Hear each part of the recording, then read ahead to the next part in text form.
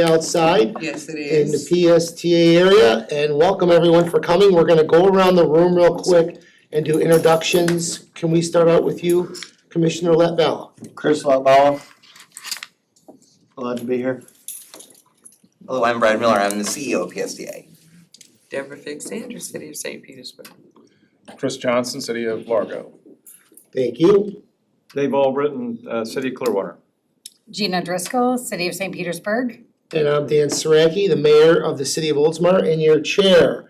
Let's get started. The first item on our agenda is public comment. Do we have any? I haven't received any, I don't know if anybody there would like to. Wait, so we're gonna close the public comment. Next item is our action items. We have 3A, approve the January 8th, 2025 minutes. I need a motion for approval. So move. Second. I have a motion and a second. Are there any other discussions on this item? All in favor signify by saying aye. Aye. Any opposed? Motion passes. Next, we have 3B, transfer of HART funds for the ferry boat. And Brad, do you wanna take that, or? Sure, well, I will go ahead and introduce Darden Rice to give a little presentation. As you know, we included a plan in the budget because we were asked by the funding partners of the Crossbay Ferry. We were very happy to launch the Clearwater Ferry 10 days ago, and it's been going well so far.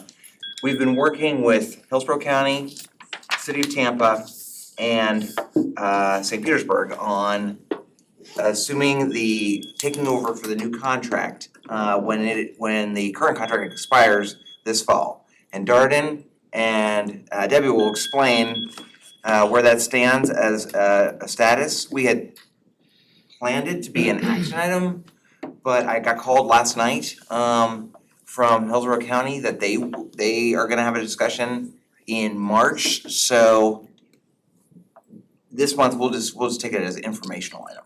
We'll just to update everyone, and then once Hillsborough decides what they wanna do, then we'll take an action. Okay, so no action, just information, and then we'll have Debbie or Darren? Darden. Darren? It's a dynamic duo today. Okay. Good morning, everyone. I'm Darden Rice. I'm your Chief Planning and Community Affairs Officer, and I'm really excited to be here this morning with our awesome CFO, Debbie Leos, not nervous, to talk to you and give you an update about where we are with the Cross Bay Ferry service. So as Brad just said, we're not asking for an action today, but we do want to update you on the process of what's happening with the potential transfer of federal funds from our sister agency HART to PSTA. This grant is a little over $4.8 million. It was granted to HART in 2021, and it was for the purpose to purchase one or more passenger ferry vessels. We will, presuming that things go forward, where HART were to release the funds to us, and were we to accept, we would then enter into a process of developing and approving interlocal agreements with our funding partners to provide this new intercity service, Cross Bay Ferry service, and that would be with the City of St. Pete, the City of Tampa, Hillsborough County, and PSTA. And the whole plan, the whole purpose is to lower subsidies and to provide better service. We have, by the way, been in constant contact with the FTA on a regular basis, and the FTA has advised us in the proper steps for what does one do when one agency transfers an unused grant to the other. Based on this communication with the FTA, we also know that these funds can only be used for passenger ferry vessels. HART tried to see if this could be used for buses. The answer, no. We asked if it could be used for docks, City of St. Pete. The answer was no. The reason we know this is because we are in constant contact with the FTA. So 7 years ago, the Cross Bay Ferry Service started as a pilot in 2017. It connected our two major cities in the Tampa Bay region, Tampa and St. Petersburg. It was contracted seasonal service. The bus would go back up to P-Town in the summer, and we had it during the winter and the spring. We did, from this experiment, this pilot project, we saw that ridership grew, especially on the weekends. And we did see, perhaps unsurprisingly, that the ridership went down when the dock in St. Pete moved from the Vanoy Basin back into the port area, which wasn't as visible.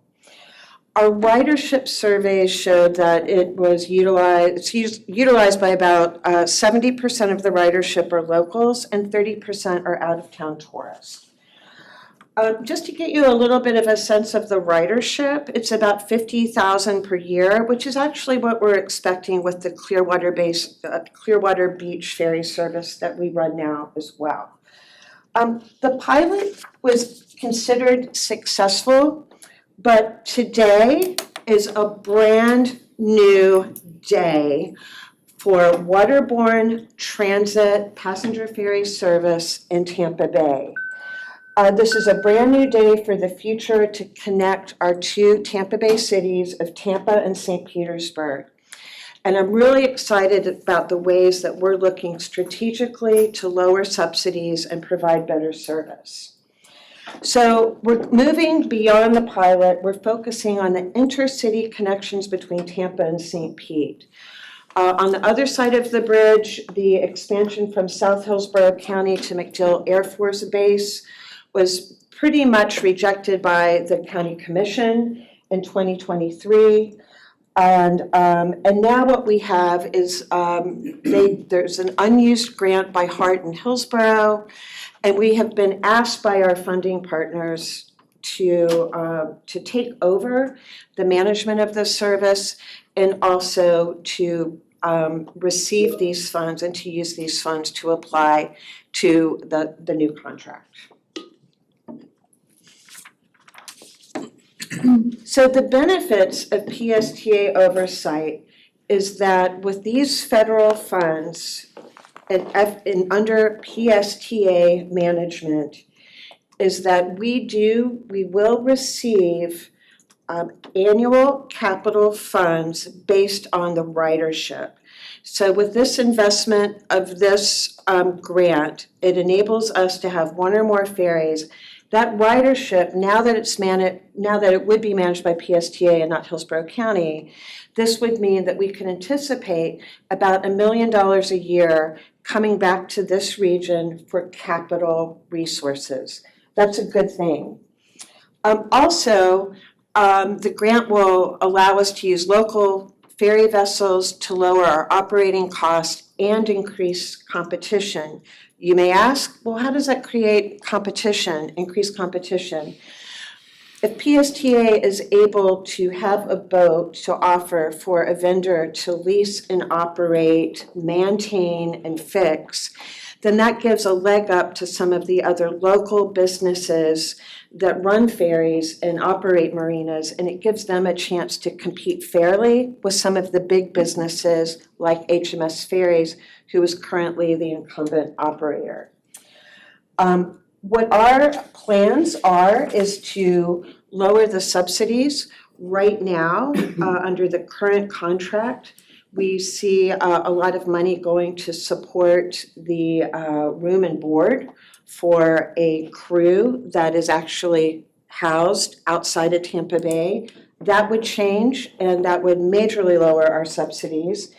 And we're also looking at providing more service and more opportunities in our schedule so that you don't have to just have a choice of one or two kind of odd times during the evening to get over to Tampa, but there'd be more choices. And we know that when you offer better choices like that, we're going to see ridership increase.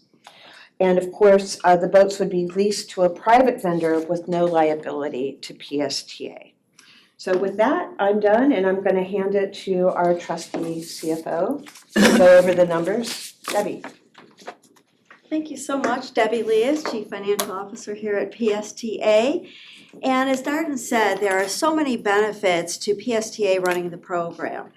Obviously, we do a lot with outsourcing and privatization, so we're very well, I guess we could say we're experts in operating other vendors. Now, Darden just went through a lot of the benefits related to this, specifically on the vessels. So PSTA buying vessels with grant funded money does increase competition. Yeah, I'm sure there's a lot of experts out there, service providers, who may have the time, the talent, the expertise, but they don't have an extra vessel to be able to bring to Pinellas County. This will certainly help with that. And what we've seen is with the Clearwater Ferry, they have new vessels. I'm sorry we didn't get to go on them yet, but we have new vessels that were paid for with grant funds.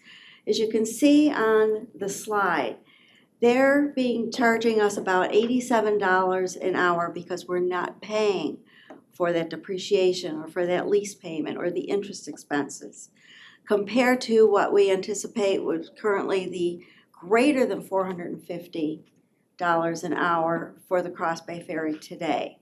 Now, one of the other things that we're going to look at is right-sizing the size of the vessel.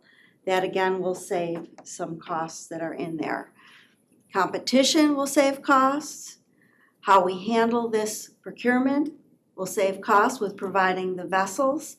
And what Clearwater has been able to do with the cost savings is they've added an extra day of service. So as Darren mentioned, we're looking for improved service on the Cross Bay Ferry. What I really like about this slide is it's not costing PSTA any money.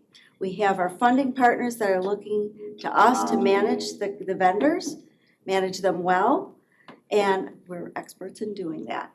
The other thing is there will be no liability to PSTA. We will put the contract together such that the liability is transferred to the service provider. Very similar to the tram in St. Petersburg, and we're working on that contract today. So we've got quite a bit of positives going on: competition, cost savings, improved service, no liability, and no cost to PSTA. As Darren mentioned, we took a look at could we do anything else with this money, and the answer was a definitive no. But as you can see, vessel seems to be the starting point for making this a success. And our next steps that we will have is to get approval of the grants. And so we will have, HART needs to approve it, FTA needs to approve it, and then FTA headquarters. We feel that that is going to be a smooth transition to be able to do this. And the other piece is we've got our highly motivated procurement director back in the room, and we will be looking to purchase the vessels and with the grant funds, and also look for the service providers for this. So those are our next steps going forward. So the action today is to request approval to accept the grant funds and to transfer the funds to PSTA so that we can move forward, and then to also go into the interlocal agreements with our funding partners. Are there any questions for Darden and myself? Yes, Commissioner. So I don't know if I was the only person that got this call, but a reporter from the Times called me last night and told me that Hillsborough is gonna block this from us getting this grant. And I assume it was the Hillsborough County Commission. And so I talked to him about that, and I guess it's because they don't like the Cross Bay Ferry. Have y'all heard anything about that? I have heard a little bit about that. I have not heard, I wasn't called by the reporter, and I don't, Okay, Hillsborough County, to my knowledge, has not blocked it yet. okay, The federal government gave the instructions to PSTA and HART that the step number one is for HART to transferring this grant from them to PSTA. And the CEO of HART asked me to come and present that to his board. Thought it would be no problem, because they are not gonna use it.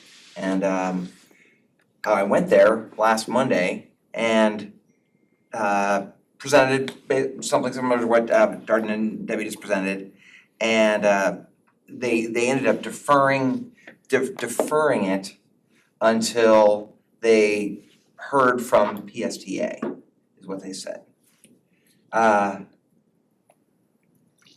Talking to the CEO of HART and talking to Hillsborough County after the meeting where they didn't vote it down, they just deferred it. Both of them said that they felt like the board members of HART did not know what they were voting on, that they were not prepared for this discussion. And so when I was called yesterday by Hillsborough County staff saying that they had now scheduled a briefing of their commission about this on March 5th. That's why I said to the chair that there's really no need to take an action this month on this now, because now they're gonna have a discussion about it. That's what I know. Okay, cause the whole gist of it was about regional collaboration and, you know, do you think we have regional collaboration? And I said, no, we always talk about it, but then they would, you know, do something like this that could benefit Pinellas and, Commission, but, oh, I'm sorry. no, go ahead, I was gonna. But the other thing that he mentioned was he said, cause I said, you know, do they think that they're just gonna send it back to the feds and pay down the $36 trillion debt with it? I said, cause chances are it's gonna go to another area of the country. It's not just gonna be paid down the Correct. debt. But he mentioned that there's some kind of $1 million match that either the county or PSTA would have to pay. Do you know anything about I that? do, Okay. I do. Under the way it was structured when the grant went through HART is that there would be a match of approximately, I think it was a little over that, but $1 million that would be cash match. PSTA does things a little bit differently, and we're using toll revenue credits to match it, so there's no money out of our pockets, Oh, okay. correct? Well, if you see a quote that, where I said I oppose spending tax dollars for it, I thought it was $1 million that the county would be paying. Agreed. No, I Just saved you that. Yeah. the key for this is one, PSTA has not budgeted any Yeah. money, and we don't intend. Cause on yesterday was the spending it. first day that I heard about it.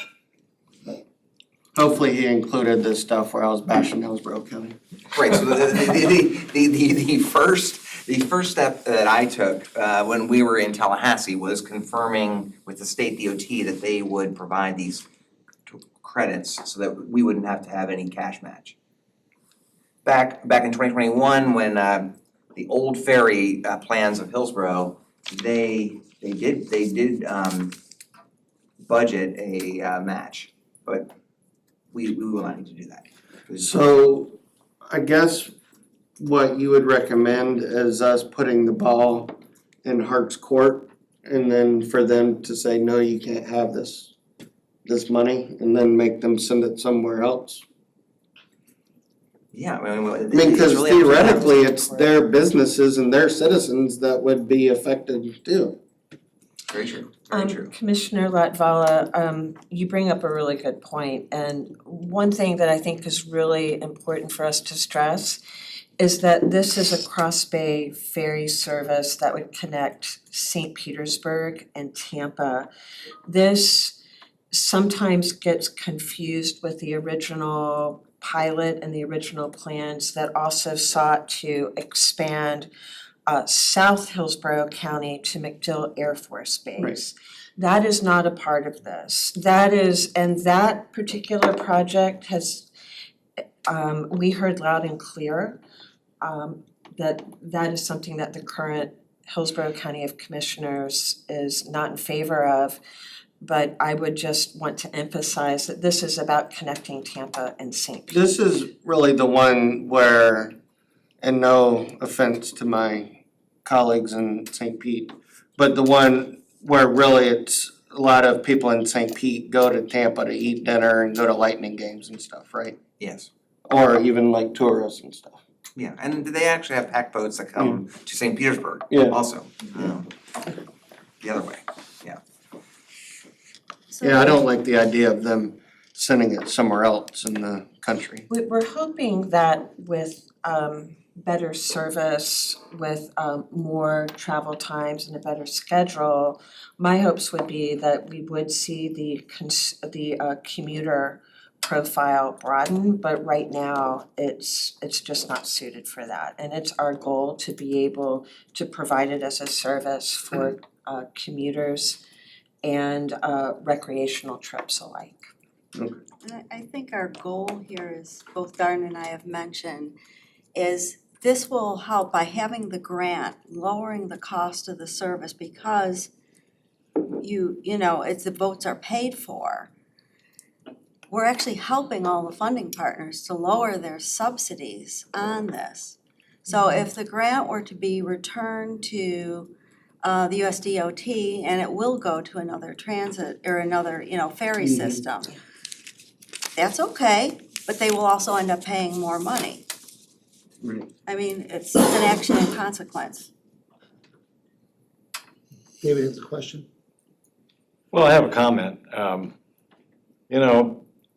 Clearwater really started the anchor for this waterborne transportation ferry service in hopes of our plan that came from Fort Pinellas. And I was on the I still am on the Waterborne Transportation Committee. The plan is to take it all the way around to St. Petersburg. And at the time, we had the Cross Bay Ferry. That was the other anchor on the other end of it. And I know this is something that is going to take years to develop, but we've already got a good start in Clearwater on it. And this would really solidify to me the anchor on the other end that benefits Tampa and St. Pete. So it is a connection between our Hillsborough contingent and our Pinellas on that end. I think if we can do this, if they would allow us to accept the grant, to me, it would really help this whole program to move forward. Because as the Clearwater Ferry gets stronger, we're gonna see other municipalities down the beach line. We're a perfect, area to have waterborne transportation, because we have this chain of islands all the way down to Tampa Bay, that the only way you can get there is by car, We should have public transportation by boat back and forth, as other places in the United States have that have really developed a great service. So I see this, I hope that they will understand this and help us develop this by developing the Tampa to St. Petersburg link. Commissioner Driscoll? Thank you. So with the Cross Bay Ferry, it's become very popular. Everyone's happy about transitioning to year-round service. That has taken a while to get to that. And now we're at a point where we, at least I'll speak for the city, we do not want to continue moving forward with the current vendor. So we need to have, we're going to continue this service. This is really the most cost-effective way to continue the service and actually reduce that subsidy. So we're taking more of it into our own hands and taking control over not just the way that it's operating now, but how it can operate in the future. So I think this is an opportunity that won't come back around next year. So I'm really hoping that all of the parties involved will agree to this so that we can get those vessels. I like the plan that you guys have. One question that I have is, are you having conversations with the administration in St. Petersburg regarding having that dock the permanent dock at the pier/Vinoy Basin area. Because this is something I've been pushing for years and still trying to get funding. We've heard more recently from the Transportation Director, Evan Morey, that there's a stronger lead on finding at least a temporary dock to get started, but I think your administrative counterparts at the city have heard loud and clear. We know for this to be successful, the dock needs to come back to the Vinoy Basin. That is just like non-negotiable. Yeah. Interestingly, once this new service would begin and these capital funds would come in on an annual basis, that some of that capital could be used towards helping to Okay. support or pay down debt Yeah. for a dock. Yeah, okay, good. I appreciate that. I'm glad I'm not the only one banging that drum right now. And, it was disappointing that when we finally did get the permit to move back to the Vinoy Basin for the temporary, with a temporary dock, some folks were caught flat-footed and didn't have a dock. So I'm glad to hear that that's getting some attention now. And as a short-term solution, that's great. But if we're gonna be serious about this, I mean, I know first things first, right? But I hope that we can all work together and collaborate to get that permanent dock done. It was supposed to be built into the new pier when it was constructed, and as Darden knows, as a former city council member during that time, it didn't happen. And the funding wasn't there for that. And we've been struggling to get it done ever since. I just want you all to know that I'm going to continue advocating for that. It's going to be a missing link. And just like right now, we're caught with the ability through permitting, but not the physical resource that we need in the dock. I don't want us to get this going and then still be struggling 2 years from now on, oh gee, are we gonna have plans for a permanent dock or what? Because there's a reason it's called a temporary dock. There's a reason for that. And we've had a temporary dock in that space for far too long, and then look what happened. Permit didn't get renewed and we had to move it to a space that is arguably less appealing, as the numbers show and as the comments show and as my constituents will tell you. So, thank you for letting me get on a soapbox for a minute about this dock, because it is a key element. And I just really appreciate the collaboration on this. All right, thank you. Any other questions? All right, Darden and Deb, thank you for that great presentation. Greatly appreciated. Thank you for your hard work. And then Brad, you're gonna follow up with us after the March 5th meeting and keep us updated, correct? Correct. All right, then we're gonna move on to item 4, state legislative update. Ron Pierce, welcome. Good morning, Mr. Chairman, committee members, live from Tallahassee, here's your latest update on what's going on up here. So you probably saw earlier this week, they went into special session C yesterday. They're finalizing immigration. It looks like the House and Senate, and more importantly, the governor's office have a compromise. That should be passed tomorrow probably, so that will be done. From a timing standpoint, just to ensure where we are, we have only one committee week left, so we finish this week up, we come back next week. And then session starts on March 3rd, we have May 2nd. Not a lot's moving right now. There has been a couple of bills that have been filed, nothing's having a direct impact on PSTA at the moment. I'll share a couple things with you that we know are probably coming.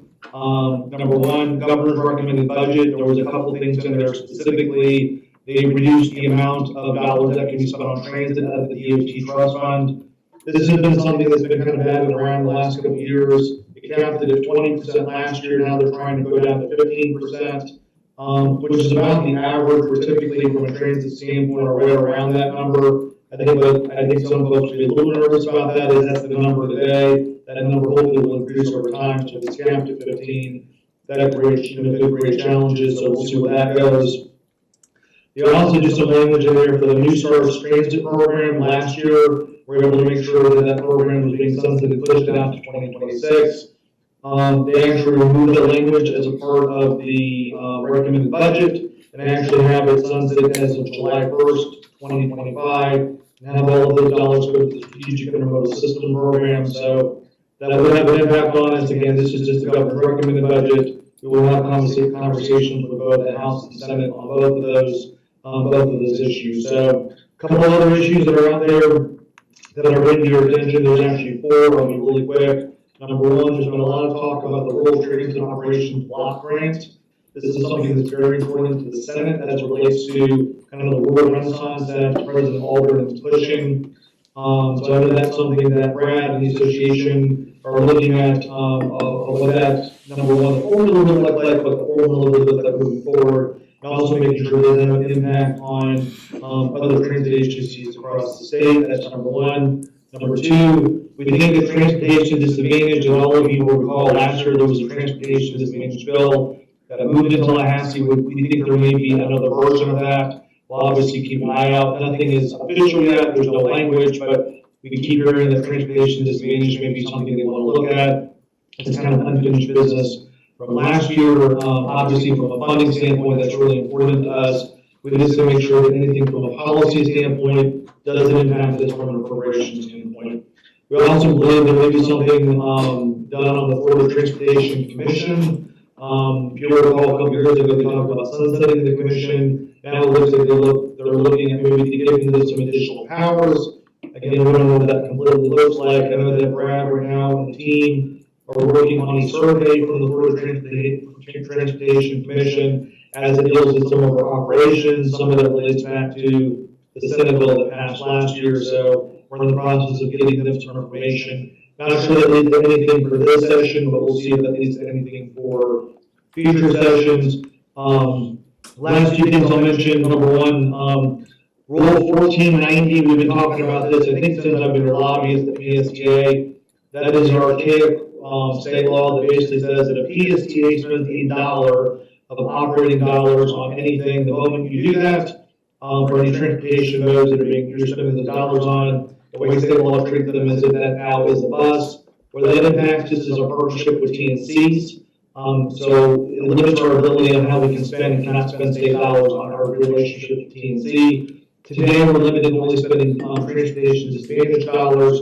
We're trying to change state law. PSA is not driving this issue. You've got Uber and a couple other organizations that are in Tallahassee that are driving this to ensure that, let's change state law to ensure that TNCs are already regulated, by the state of Florida. They should have the ability to be able to enter into an agreement with a transit or local government agency and not then be treated as if they're a bus company. So I think there's some movement on trying to get that done this year in Tallahassee, which would be good. It'd give Brad and the team a lot more flexibility in spending state dollars on some of our transit partnerships, specifically as it relates to some of the rides we're doing today for the transportation disadvantage program. So as it relates to TNC. So we did do a trip to Tallahassee. Brad and Chair Saraki came up and was a part of that, I believe, on January the 14th and 15th. Fantastic trip. I love to hear if Dan and Brad have any comments, but I thought it was an incredible opportunity for us to share with the delegation. And really not looking at issues we're trying to get done in Tallahassee, but we wanted to kind of react to. Last year, you passed some bills that were passed. We just want to show you that, from an efficiency standpoint, here are some things that PSTA is doing. Number 1, you look at our low administration overhead costs, which is half the statewide average, by the way. That's something that is now a new reporting requirement done by the state last year. You all actually reduced taxes last year as part of your budget. Your expenses are lower this year than the previous year. Then talk to us about efficiency in general. Really talk about some of our partnerships with the TNCs. and looking at, also looking at more efficiencies from a bus route standpoint, but also using smaller buses, which I know is something that you all are having workshops on as well. Brad and Dan, I don't know if you have any comments, but I thought our meetings with the local delegation and with the governor's office went extremely well. It seems like I think we've turned a corner from the standpoint of really doing a good job of being able to communicate with their members, what we're doing, how we're doing it, and more importantly, that we are trying to do it from an efficiency standpoint. Thank you, Ron, great job. Brad, you have anything? We'll let you go first. Well, Ron, I did give the board of directors an update at our last meeting, but I do wanna say one thing. I really appreciate your hospitality and how you treated us and how you have such great relationships with everyone in Tallahassee. It's a great educational learning experience when I go up there every time. And all I can really say, Ron, is thank you so much. I love coming up there and meeting with delegation and talking about PSTA, about our success stories, where we're headed for the future. But your staff, very professional every time I come up there, and I just wanna say thank you. Awesome, thank you, Mr. Chairman, truly our pleasure, so. And I'll just add to that, another kudos to Ron, because as Chair Saraki and I were going, Ron, we're going around to all the different delegation members and showing them, as Ron said, sort of like all of the efficiencies and good stuff that we're doing at PSTA and trying to communicate with them. It was great coming from, Ron would always say to them, and I was very grateful for this, that he would say, okay, now that we've shown you all this, let's not have another piece of legislation. When is it gonna stop where you come up with more things? I thought that was just, thank you for Ron for speaking up like that in our meetings. I think they heard that and I think that's why it was a really good session. Just for the committee members, so I think the plan now is that we will be going up as our own agency at the end of March, is the plan. And I think Patty Reed has agreed to join me. Maybe I will take the Reeds, cause maybe I think Tom Reed might be willing to come on that trip. And then I think I'm gonna be going up there with the at the same time as the all the chambers, March 12th, I think it is. I think Clearwater, city of Clearwater's going up, and maybe some cities are going up at the same time too. So we'll be up for that too. Thank you, Ron, great job. Awesome, thank you, Mr. Chairman, and again, we'll keep everybody updated, we expect a lot more movement as we kind of head into session. We expect a couple, DOT bills to drop, I know one's dropped, I think we'll have some additional bills that will drop, so we'll obviously keep you updated. I think we'll have a much bigger update for you at our March meeting. All right, any other questions for Ron? All right, thank you again. We're gonna move on to item 5, federal legislative update. Harry Glenn, welcome. Thank you, Mr. Chairman. I'm not sure where to start. There's a lot going on here, it changes about every day and sometimes every hour.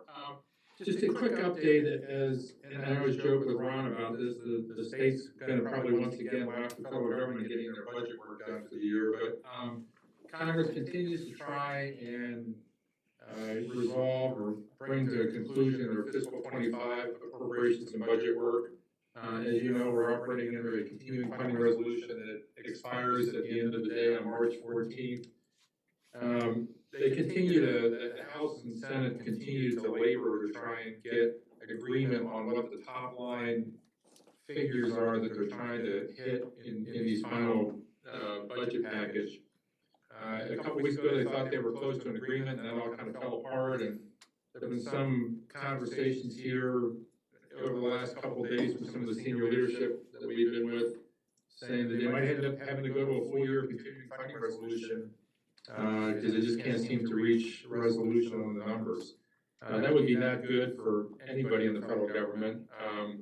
And in addition to that, if they went to a full year continuing resolution because of the Budget Control Act they've been under for the last 10 years, it also require an across-the-board sequester, across-the-board cut of all federal funding to get below the targeted number that was set forth 10 years ago in that spending package. So that is not a good outcome for anybody. In addition to that, all of the earmarks or congressionally directed spending projects would also fall by the wayside. So last night, there were some reports that they were re-engaged and thought they were making progress on some numbers. So we'll see how that goes. And then obviously that will delay the beginning of the fiscal 26 appropriations process. The chairman of the House Appropriations Committee says he's bound and determined to start drafting fiscal year 26 appropriations bill sometime in April. That's gonna be really hard to do if they haven't finished up the 25 work yet. And there's also a 2-week recess in April for the Easter holidays. We're not sure how that will work out. I guess, Brad, the reason that deadline is important is I know every year we've asked for at least 1 or 2 congressional earmark spending projects. We need to start giving some serious thought to what you want to do with those, particularly for Rep. Castor and possibly Rep. Luna. Because we'll probably need to be submitting some documents for that sometime in March. So we don't think, we believe they'll continue the earmarking process. We don't believe they'll make any major changes from the last couple of years. So you kind of understand the guidelines, so we just need to think about what projects. And I would say, Brad, just to go back to the earlier conversation about the ferry boat, you assuming service for that, responsible for that. I think that the ferry dock itself would be eligible for earmark funding if you were interested in pursuing that as a project. That would be a project that you could fund through the FTA earmark program in the House Appropriations bill. So if it's something you want to entertain, we should talk about that. Again, just the caveat being, if you are looking for fiscal 26 funding, that funding probably wouldn't be available at the earliest until a year from this summer, so the summer of 2026. So if you need to do something faster, that's not a good option. So that's kind of where we are on the budget situation. I personally am an eternal optimist. I think they'll get everything done. They may have to extend a little bit into April to get it done, but I think they will. At the same time, Congress is working on a more arcane process called the budget reconciliation process. This is a process, kind of an expedited process where Congress can make major spending reductions and additions and tax changes.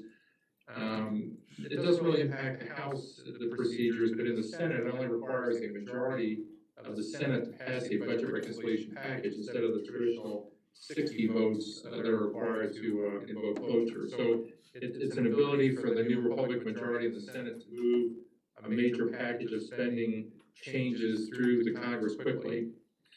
The reason that's important to you all is as part of that package, the Congress wants to make some serious spending reductions to pay for some spending increases, particularly in the areas of national defense and homeland security, but also pay to re-up the 2017 tax changes that the first Trump administration made with Congress, which expire at the end of this year, and to make some additional tax changes that you probably heard the president talk about, including eliminating the tax on Social Security, eliminating the tax on tips, and some other, reducing the corporate income tax and all that. So it's a major effort, a major piece of legislation, but the thing we need to pay attention to is will there be any reductions in transit programs?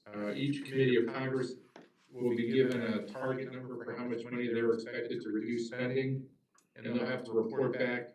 Each committee will report back its recommendations on places they think they can achieve savings. So we just need to keep an eye on that to see what they're thinking about doing in the transit area. They may also try and reclaim some of the unspent money from the bipartisan infrastructure bill. And they may also, I would say likely, try and capture or claw back any unspent money from the Inflation Reduction Act. So all those things are kind of percolating here at the same time. The Speaker of the House says he wants to get a budget reconciliation package through Congress by the end of April. It's a pretty optimistic scenario, but they're trying. So you'll be reading a lot about that. Happy to answer any questions you may have on that. For those of you who represent, cities, communities, and Debbie, I'm not sure if this would impact, it probably would impact you. One of the issues that's under debate right now is the future deductibility of interest payments on municipal bonds and prepayment penalties that are currently out there. So that is always one of the revenue generating sources that they see is by eliminating that tax deduction for municipal bonds. So we continue to monitor that for our municipal clients, our public clients, and we'll continue to update you as we see something like that. I've seen nothing solid that that's gonna happen, but it's always on the list of places to get money. Shifting from budget talk, as you know, I think since our last call, Sean Duffy, former member of Congress from Wisconsin, was confirmed last month by the Senate to be the new Secretary of Transportation, and he's on board and working away. One of the first things that he did when he became Secretary is he issued a directive, which I shared with your Brad and leadership, about new guidance that the Department of Transportation will be using as they evaluate future federal grant opportunities. Some of this tracks with some of the things that the President has put out in executive orders related to diversity, equity, inclusion, eliminating some of the criteria that were under the previous administration's grant-making opportunities, eliminating those, but also adding some new criteria that we have to pay attention to. And we're still trying to figure it out, but some of the criteria they've established are related to marriage and birth rates in particular geographic areas. Whether projects are in federal opportunity zones, whether they flow through or are in opportunity zones, and whether communities are what you would consider are complying with federal immigration requirements. I think Pinellas County is in good shape there. I think Sheriff Gualtieri has been, in the first Trump administration, worked very closely with the Trump administration on some of those policies. I don't think, and I know there's a state law that prohibits municipal governments in Florida from being a so-called sanctuary city, so I think you're pretty well in the clear on that criteria. Going back to the marriage and birth rate, we don't know what data they're using and how we could determine whether you're in a good place with that or not. You could be, I don't know if they're gonna use census data, if they're gonna use other criteria, if they're gonna let the states generate that data. We don't know if it's gonna be at the city, county level or at the state level. We don't know that yet. Although it's interesting that yesterday, Secretary Duffy made his first comments, I think he was out of Montana, made his first comments on the subject, and he said this would only be one criteria of many that they will use to evaluate. It won't be a disqualifier if you somehow fall below the national average on some of these numbers. So we'll continue, Brad, to watch that and make sure we figure out how you'll have to write future applications to accentuate that. I mean, the gist of what they're trying to say, I think, with this, as he explained it yesterday, was he sees communities with strong marriage rates and birth rates as growing communities, and those are the communities they want to support. That's at least what he said yesterday. So again, a lot happening. We've got to look at that. The positive side on that is, in his directive, he also talked about the importance of transportation to do things like get people to work, get people to school, get people to healthcare, supporting the local economy. And so those are all things I think that obviously PSTA does every day. And so I think from that standpoint, his new directive are good for you all. He also talks in his directive about supporting projects or emphasizing projects that have high cost share by the local sponsors. So typically that has been something you always excel at too. For instance, the Corridor Transit Project and others, you guys have come in well above the minimum requirement for the local match. So I think some of the things in there are good for your community, and I think you'll be able to compete well. On a different subject related to appointments, in January, the President indicated his intention to nominate for the FTA administrator position former Congressman named Mark Molinaro. He was a one-term congressman from upstate or central New York. He's been apparently a good advocate for transit programs in particular. He represents the suburbs of New York City, so I think he understands the importance of being able to use mass transit to get people to and from work and entertainment and other things. He's been somewhat critical of New York MTA for the excessive cost of some of their projects, so he's somewhat of a fiscal conservative, but he's trying to balance that with the need for transportation. So I saw, Brad, that the Transportation Workers Union came out and endorsed this nomination, which I think would be a good sign. APTA, I think Brad put out a pretty strong statement in support of the nominee, so I think that's all good. And I don't know, Brad, whether he'll be confirmed before you all get here for your APTA meetings or not, but I think he'll be good to work with.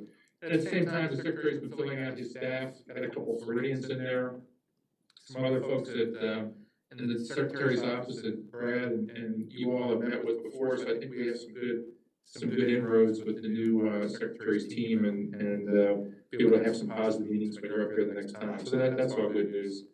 The other issue that I know you all have been reading about, to those of you who represent cities and counties, is the president's executive order soon after taking office on freezing federal spending and grants. I think there was a reversal. They issued a memo to try and clarify what that exactly meant, and I think it just muddied the waters even more. But there have been at least 3 court rulings now to provide a temporary restraining order on the freeze on spending and the drawdown of grant funds. I know Debbie's tracking this carefully. I think she's had some ability to draw down some of your funds. Every agency here is a little different. Some are continuing to be frozen, others have opened their grant portals to access funds. So, it's kind of hit or miss right now. We're happy if you have any, Debbie or Brad, you have anything we can do to help you with, we can certainly inquire and work with the congressional delegation to see if we can help you out on that. Hopefully there'll be some clarity here in the next 2 or 3 weeks. It was supposed to be I think initially a 90-day freeze to give the new political leadership time to review all the funds that were going out the door. So it wouldn't necessarily be a total elimination of the funding that's coming, they just wanted time to look at it.